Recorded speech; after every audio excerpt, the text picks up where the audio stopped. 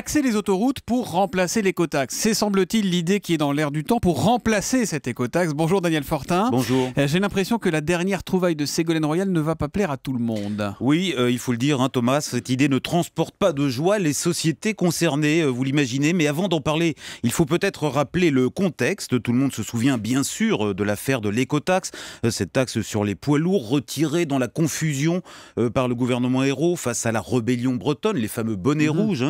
Et puis certains seront jugés aujourd'hui d'ailleurs, on l'a vu tout à l'heure. Oui, absolument. Et depuis, on se demandait comment tout ça allait évoluer.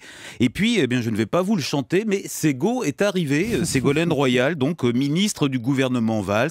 Vous connaissez son style. Au lieu de laisser bien sagement dormir le dossier dans un placard, elle a au contraire attrapé à pleine main cette grenade dégoupillée. Et depuis, elle la manipule avec un certain sens du suspense. Et manifestement, cette grenade, elle est sur le point de retomber donc sur les autoroutes. Boum, c'est pour elle.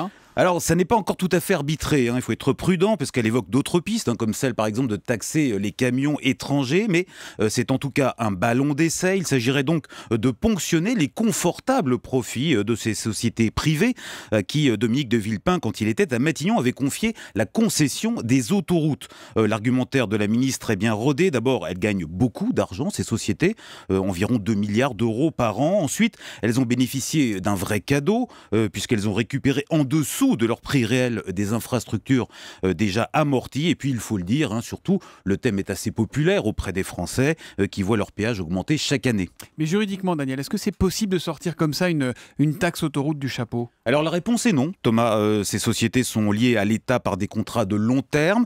En 2013 déjà, le gouvernement avait voulu augmenter leur redevance domaniale, mais le Conseil d'État avait exigé une compensation. Bref, ça n'est pas simple, mais la ministre n'est pas complètement démunie en ce moment même. Le Conseil de la concurrence enquête sur les mécanismes de hausse des péages et sur l'attribution des juteux marchés d'entretien du réseau. C'est évidemment un moyen de pression aux mains du gouvernement. Et puis reste à savoir si en fin de compte ce ne sont pas nous les automobilistes qui paieront une nouvelle écotaxe d'autoroute de manière indirecte avec notre ticket de péage, évidemment. C'est assez probable. Ouais, l'édito éco avec Nicolas Fortin des Échos. Rendez-vous demain à 8h10 sur Europe 1. Bonne journée Nicolas.